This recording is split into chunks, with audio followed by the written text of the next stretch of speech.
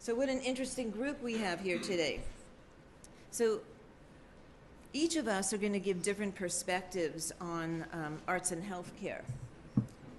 I'd like to start talking about the perspective that we've been using in our work over the past 30 years. We've seen an enormous amount of growth and change in the arts and healthcare, especially over the last 10 years. The Society for Arts and Healthcare and JACO did a study in 2009 to look at how many arts programs were going on in hospitals in the United States. And surprisingly, 50% of all hospitals now have some type of arts programming. What we like to believe is that, arts is an extremely important component of the overall design. But beyond that, arts really can make a significant difference in health outcomes and in health in a measurable way and in a way that is sustainable. So I think there's 4 threads of why we've seen this resurgence. And I say resurgence because when you think about it, arts and healthcare, goes back, thousands of years. The first healthcare institutions, or first, I'd say, healers used art to express how healing would happen in the mind and in the body.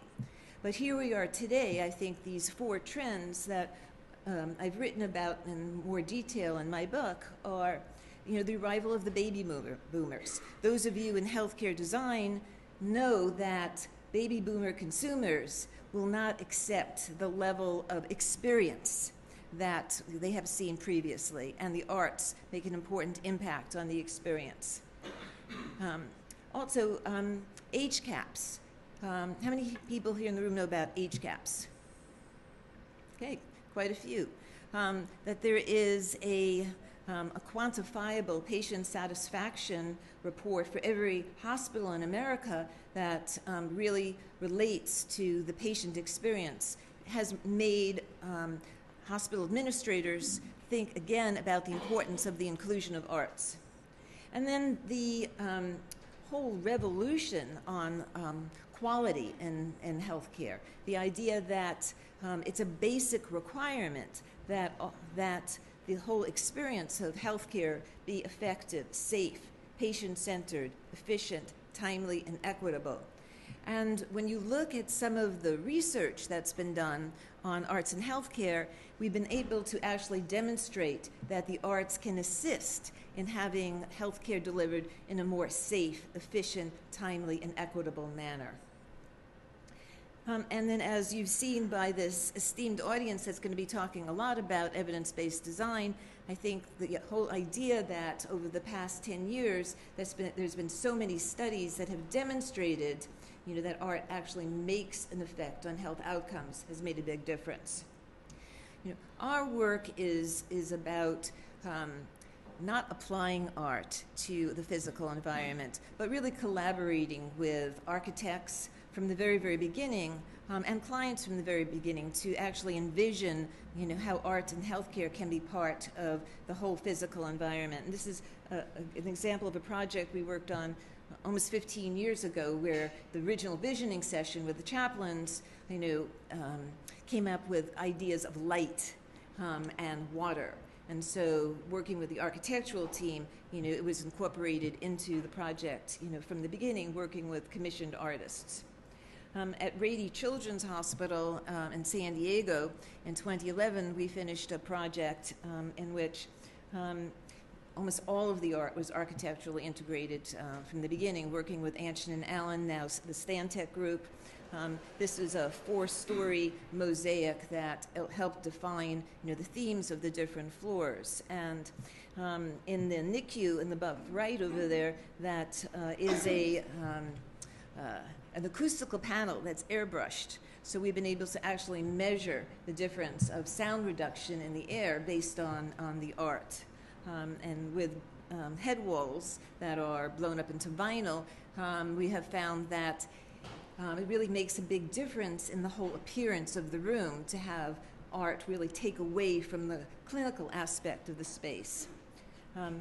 In Atlantic City, this is an emergency room, and it abuts a very, very busy emergency entrance and a very, very urban environment full of urban blight, really. And so here you can be in a tranquil environment, based on this, again, integration of need, the clinical needs of the space, as well as integrating this art and architecture. Same with this mosaic wall, which is about a 60-foot wall. And the nice part about it is the art has become a landmark.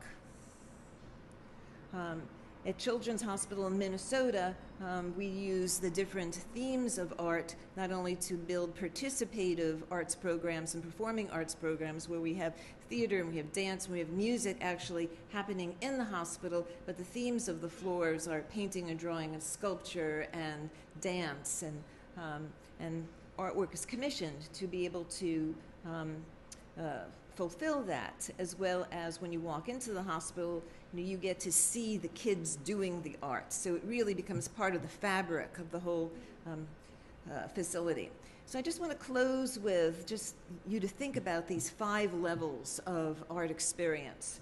When I started in this world 30 years ago, my first project, it was all about bringing beauty to the space. So at level 1, I think beauty is important, and you're going to hear a little bit more about that.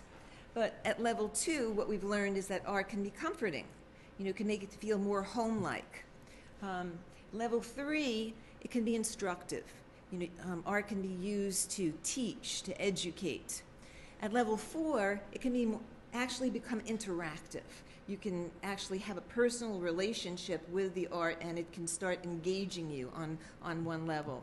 But I think what we've learned in the past couple of years is that there's a level 5, there's another level, and we call that the transformative level, where it really can change a person or a community, or actually transform healing and person's actual physiology based on their emotional state. So there's more information about this. I have information about the book in the back.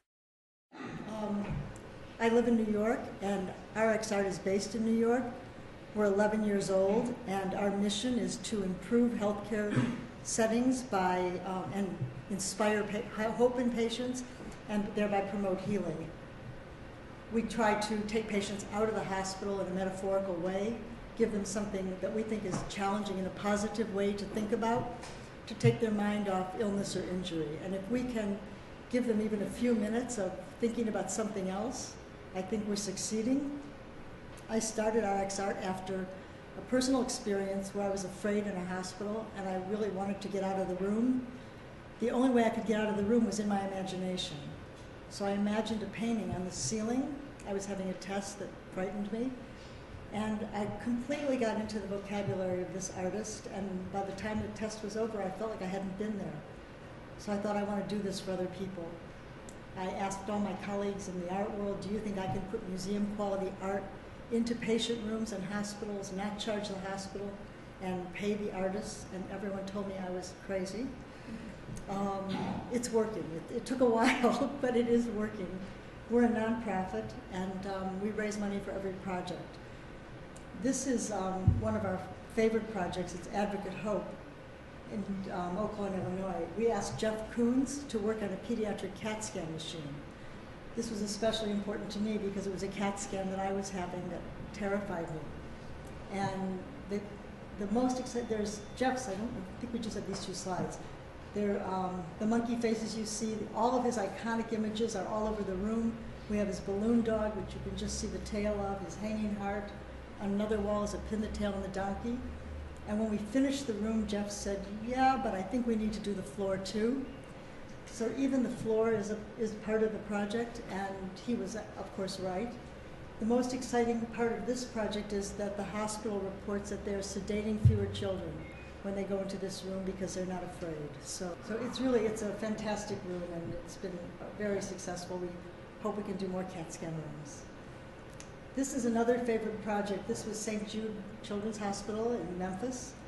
And this is part of what's so exciting about RX Art is I think that not only do we give to the children and the hospital, the families, the staff, but the artists also grow from this experience. They love doing it. They don't get paid retail amounts for their work. We use very well-known artists that we could never afford, but they do get an honorarium that we think is generous. And Rob Pruitt was the artist that we asked to work with us at St. Jude's. And Rob is well known for his sparkle pandas. He puts glitter on these pandas, and they're 10 feet square canvases frequently. And Marlo Thomas loved this work, and that was what she wanted for St. Jude. We had a meeting with their board, and I brought up the fact that we couldn't really use glitter in St. Jude because it could become airborne. They're exchanging the air so frequently for the safety of the children. So we had to come up with another solution. And Rob came up with spangly board, which is what they use on outdoor signs and outdoor car washes. We don't have too much in New York, but I think most other places you find it. And it's been so incredibly successful. It was a real labor of love. We had to order spangly board from all over the country and spent days in the office trying to pull the sequins off the hooks, because if we could pull them off, the kids could. And these are, you can see, at child level. The kids are blowing on them constantly. It's just been the most magical project for us. This is a new project that we just completed in Houston, Texas, at Children's Memorial Hermann, and it's by Trenton Dole Hancock, a Houston artist. And it's, Trenton did a piece that's in the Houston Museum of Fine Arts that's actually not a very upbeat piece, but it's about this, his vocabulary has these mounds, and it's the death of the great mound. And we were trying to make a cheerful project for the kids, something that would be completely engaging, give them something to look at while they're waiting for their tests and while their parents are waiting. And so he did the life of the great mound, and it's got all the animals of the forest around them, and the detail is fantastic. It's hard to see on these slides, but it's really it's 39 feet long, and it's been a terrific project. And this is an early project of ours at New York University Child Study Center. This is by Ryan McGinnis, and Ryan took the publicity materials from the Child Study Center and used them to start as a starting place, to make 200 unique symbols. And it's just been wonderfully successful. I think that every time I go there, I see a piece that I'm sure they just put up, because I can't remember it from the time before. So that we also, one of my favorite projects is our coloring book. This is called Between the Lines, and it's a coloring book that we publish every year to give to the children in the hospitals that we work with. The hospitals can have as many as they want. We give away tens of thousands. And it's got, this particular one has drawings by 60 artists, and it has stickers in it. This one was Diane's Folly. It has glitter stickers, which were crazy to produce, but they're fun. And we give these away to the kids in the hospital just to give them something else to do, to think about. You know, when I started RxArt, our biggest problem was the development directors in hospitals. They thought that we were going to be taking away from their fundraising because we're fundraising for every project. It's been, of course, the opposite, and now they're our great friends and our colleagues and our helpers, because once they see that the patients are happier, the staff is happier, you attract a different clientele to the hospital. It's more exciting for the community. It's just been giving to all aspects. So now we are having a much easier time raising our funds and also working with the hospitals. Okay, thank you. I forgot this was part of our coloring book that was used clinically, which we had no intention of having that happen. But they gave it to adolescents in a psych unit in New York, and asked them to color in pictures and tell them how they made them feel. And the kids made a book for us, and this is just one of the pages. Thank you. Good morning. You know, I was sitting in the cab yesterday thinking about what healthcare art programs looked like 30 years ago when our firm was founded. And I think, you know, the simplest answer was a poster in a chrome frame. That was healthcare art. How many of you remember that, you know? Yeah. And it's back with the blue scheme, the mauve scheme, and the teal scheme. Well, fortunately, a lot of that has changed. And, you know, I wanted to think about trends. You know, whenever you say the cutting edge and innovation and what's incredible in healthcare design, it's always tempered by the fact that there is some moderation. It is a hospital. It's not hotel design. It's not a fabulous public art program for an airport. But there are, to me, some very solid and meaningful and really significant trends that have happened, especially in the past 10 years, that I wanted to share with you. And, you know, these are brought on by, I think, Annette's great list of things that have changed. The very fact, one in particular, is the HCAHPS scores, patient satisfaction scores, and how hospitals are reimbursed. They can no longer dodge the bullet and have facilities that are not pleasing and pleasant to be in.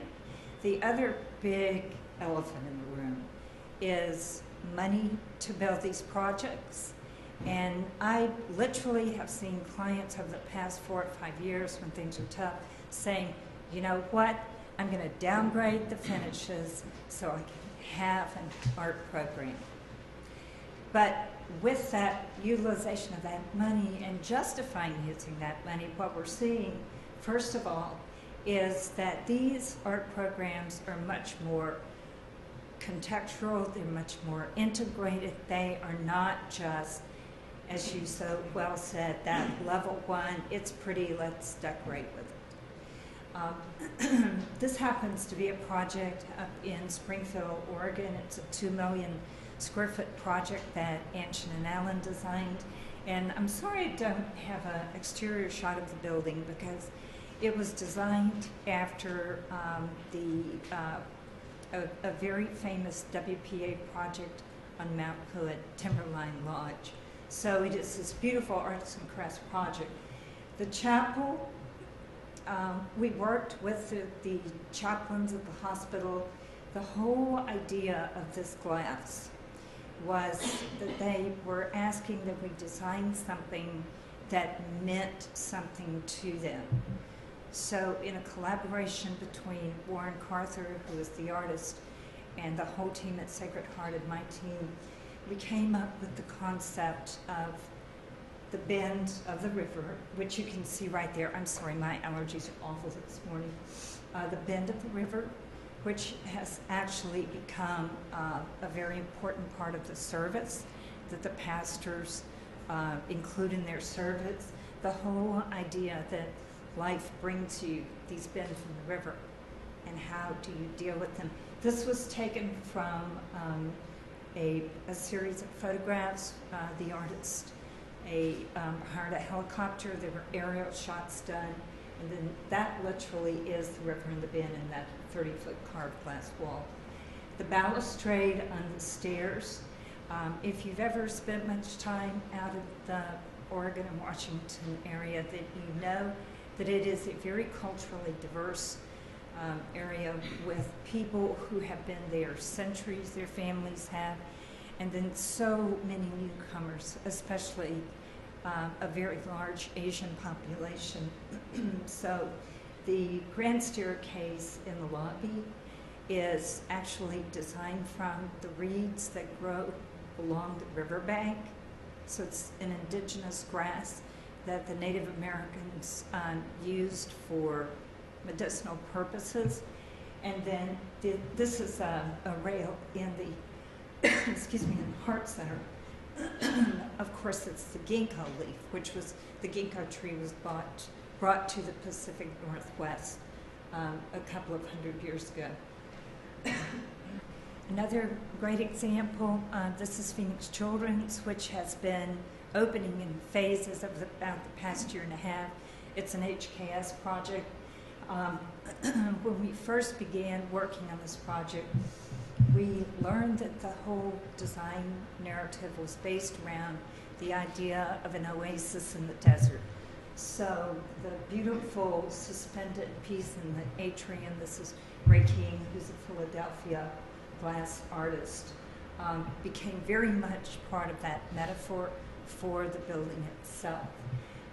Every floor has a bronze of either a domestic or an indigenous animal. And I know you can't see it here, but this little doggy has a desert tortoise on his nose and then a mouse on the tortoise. Also, looking at how art can serve a dual role, I mean, thinking of that return on your investment, that justification to board members and the community at large of why we're spending this much money. This is a great example of how art serves a dual role. I'm seeing a lot of that, especially in wayfinding, which is a good example. On the right-hand side, a mural that's been used behind a nurse station.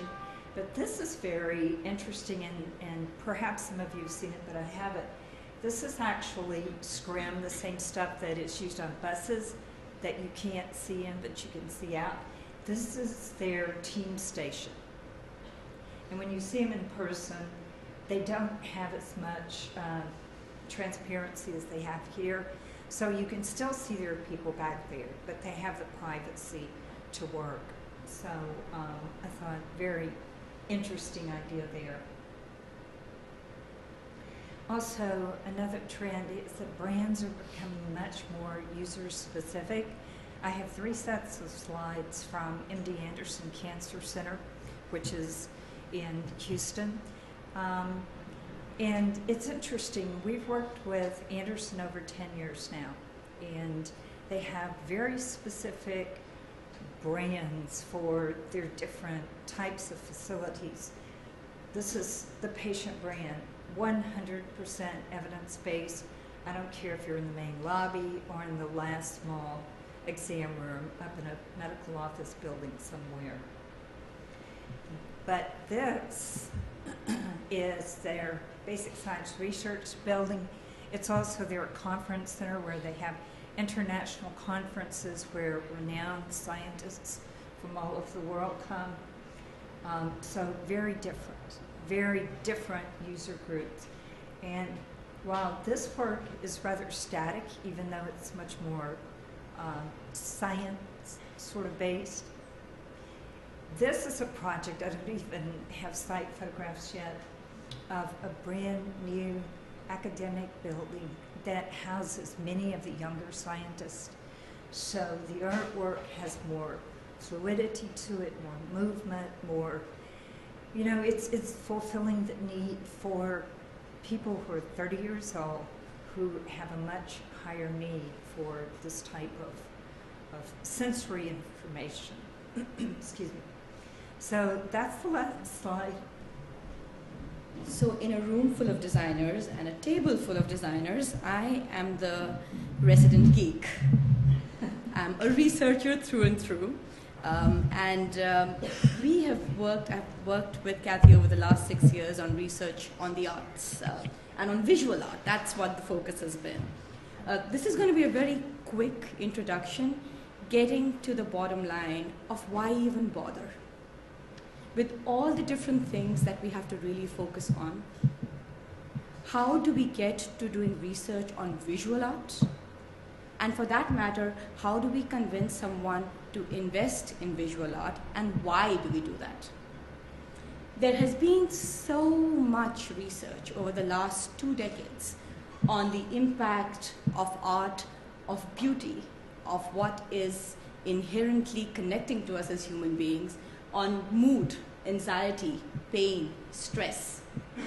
These are givens. Everybody in the room knows why they go to a gallery, knows why they go and seek out art. As human beings, we tend to do that.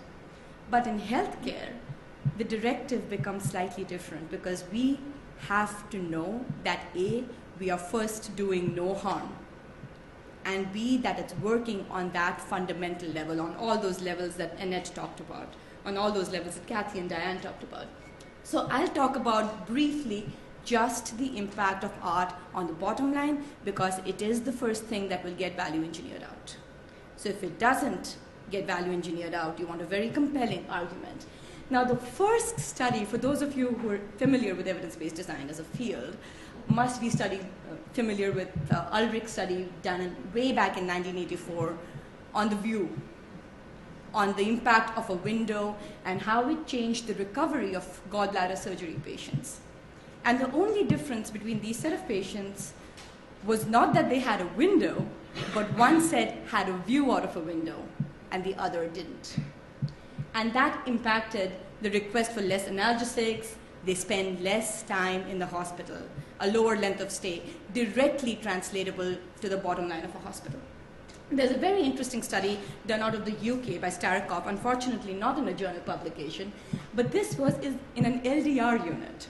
And what they did was they hid all that daunting equipment that a woman in labor has to look at. They hid it with a beautiful screen with art on it. And they found that the women had an average 2.51 hours less of delivery time. 2 hours less of delivery time just because they were less anxious and stressed when visual art was designed in the screen. Now, my baby was born 5 years ago today at 7 a.m.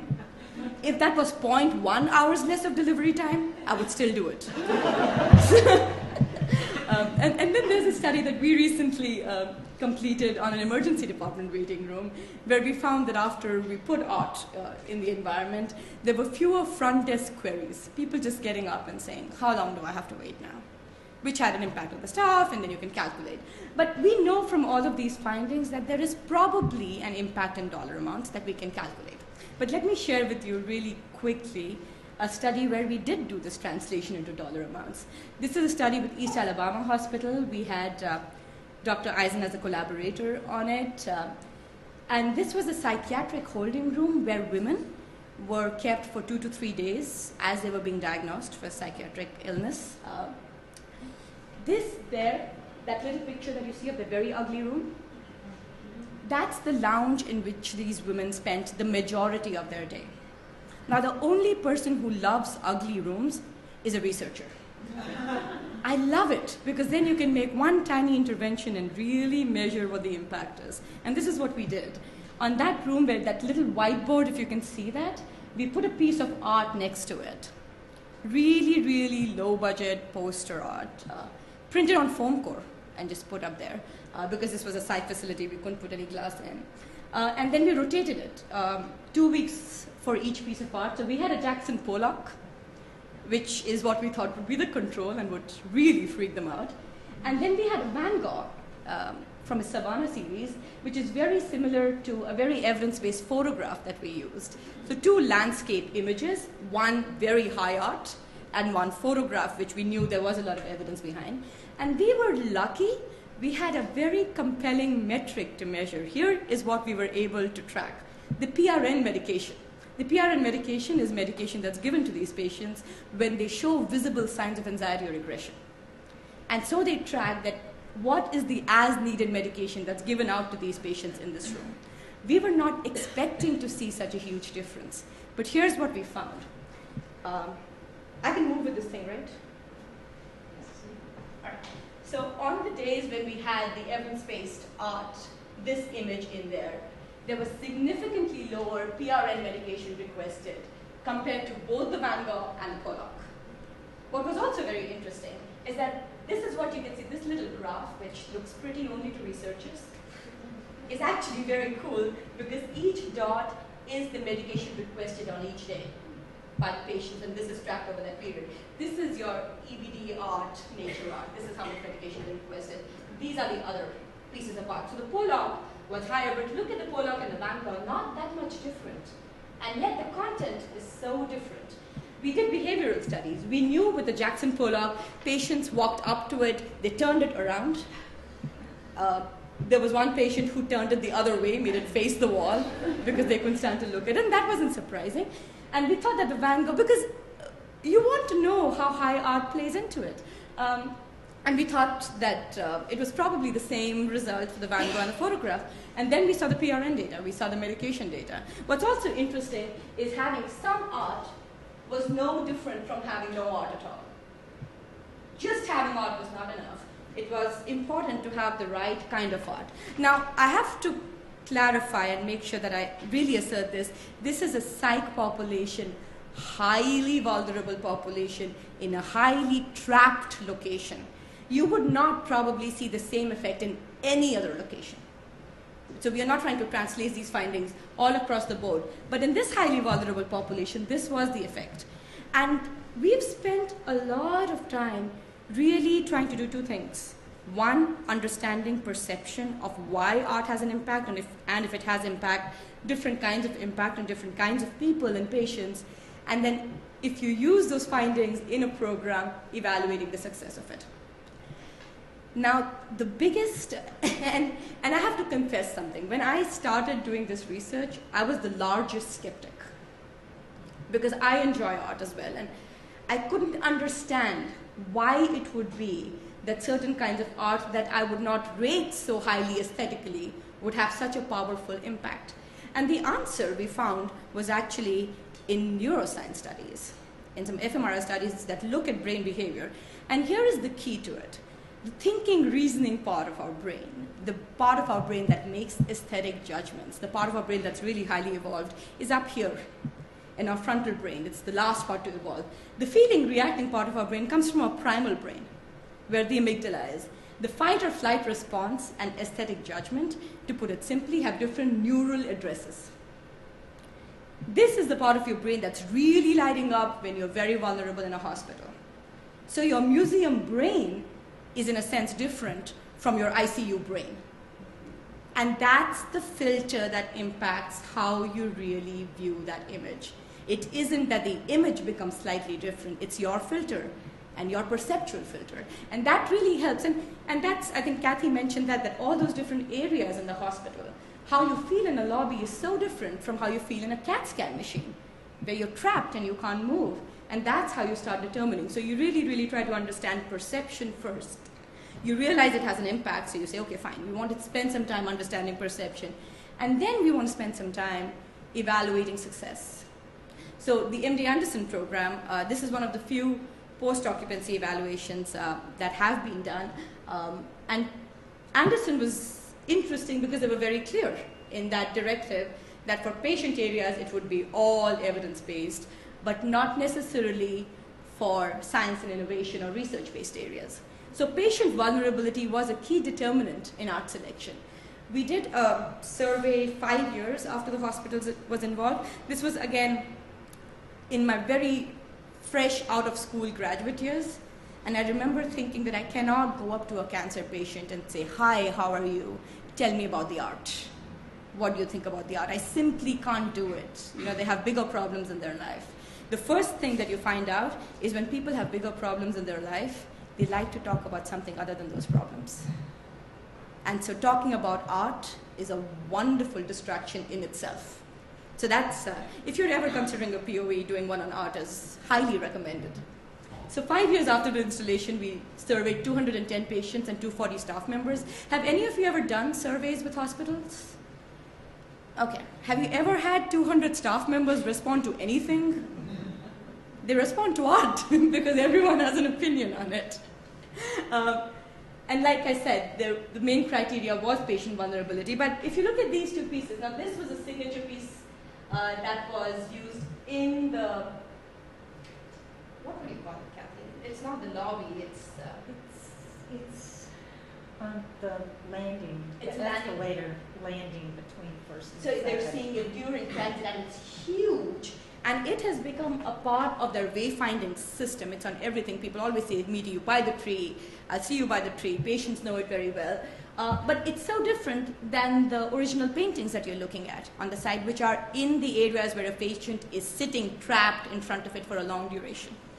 Whereas this is something that they're passing by. It really needs to get their attention, but not necessarily be completely restorative. Again, different directives to achieve continuous impact. And this is some of the survey results that we had. The graph doesn't tell you as much. It was great. We had great feedback. 75% of them said that the art made them feel better or much better. 85%, and then 15% said no different. But I think the more insightful are the comments. Makes it easier to come in. The Houston Medical Center is a jungle. It's beautiful, it is technologically savvy, but by the time you get into the hospital that's giving you avant-garde care, you are so stressed out. If something makes it easier to come in, it's a win. Makes the patient think he's getting better care. Inspires trust in patient, takes you away from the pain, mind off the treatments. You don't have to look at other people in the room. We have done a lot of research over the years, and that's the #1 directive. People love looking at other people. That's what they really like doing. That's how they spend their time. Art gives them something else to look at. And MDA, not a health experience, a consumer experience. From the qualitative comments, we realized something that was very new. Art does have an impact on healing. It works as a positive distraction. It works as a de-stressor. If you look at these comments, you'll see how that works. But it also has very different roles. It works hugely as wayfinding. It works as branding, makes the patient think he's getting better care, inspires trust. And it works on the deinstitutionalization of a hospital more compellingly than anything else. It's the main reason why patients feel this is not a hospital. Whenever friends or family visit, we take them around and make them look at the artwork. And that's a key directive, and a directive you wouldn't have thought about 20 years ago for why you would put art in there. And with that, I'm going to end with this slide because this is what I have to keep reminding myself. Strange how much you need to know before you know how little you know. And I think that's very true because we're realizing every patient population is different, their needs are different, every space is different. So we're really at the tip of the iceberg, but I know Roz is going to take you deeper into that. I'm passionate about art and design, and at this intersection, I think most of us have grown up with the baseline of understanding that what really calms us and reduces stress in the healthcare environment is this strong connection to nature. And I think this conversation about art has been suppressed, but I also think the conversation about the connection to nature, and clearly Upali made the case that even in a small gesture, it makes a difference. And so I raise the question in this panel to consider beauty, the philosophy of beauty, and I turn to, in an evidence-based way, as a primary consideration, E.O. Wilson, who makes the statement that beauty is our word for the perfection of those qualities in the environment that contribute to human survival, and that is where we go with this conversation. And I always look to other trends that tend to help us bring the environment to another level, and I love that the sustainability movement certainly has improved and changed the vocabulary about how we built an environment. This is Kroon Paul at Yale, which is, has won several awards because of sustainability, but really begins to change how the built environment coming indoors has a strong affinity to outdoors. But if you think of sustainability as man's impact on nature, think of biophilia as nature's impact on man, and that's where we need to go with this. So I have a group of colleagues who are sort of gathering around this topic, and a philosopher from Italy actually made the comment that for the first time since the Renaissance, we've had this opportunity to bring philosophy to an evidence-based mindset. And with that opportunity, great things will come. So the door's been kicked ajar, and we have an opportunity to really take this conversation to a new level. So I encourage you, if you haven't moved to this conversation where you can really talk about these things with a bottom line, with an outcome, with a business return on investment, I think it's really difficult to get these conversations started. And so to that point, I truly believe that when we make impact, when we move these topics to another level. It's when we have a multidisciplinary conversation. We as designers speaking to designers does not do it. In healthcare, it's when we bring the clinicians and those in charge of operations do we really start to gain some traction.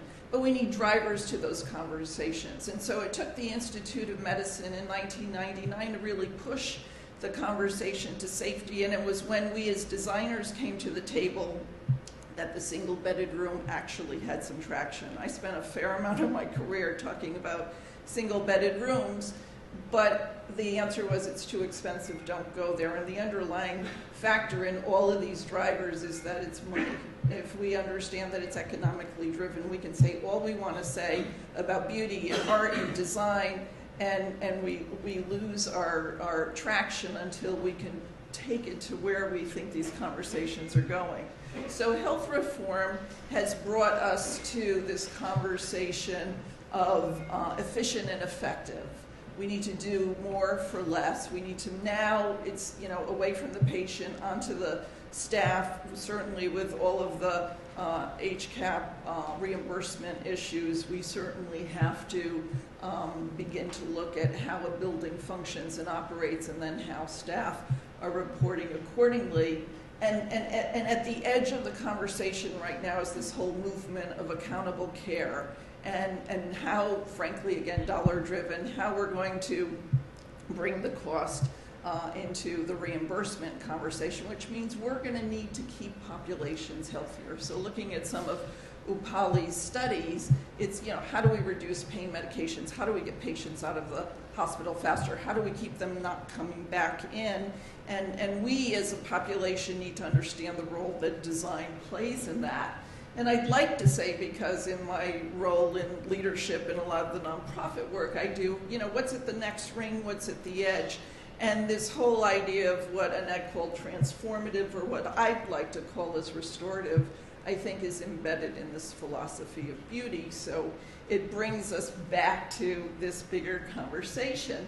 And not too long ago, actually in the fall, I was asked to participate in a symposium that the School of Medicine at Yale put on, and Elaine Scarry opened the program, philosophy professor from Harvard, and she challenged this whole concept of beauty and said that unfortunately, you know, this last century, the concept of beauty was owned by Madison Avenue. And so what we did was we perceived it as what you did with discretionary dollars. It was, you know, superficial. It wasn't deep. It didn't have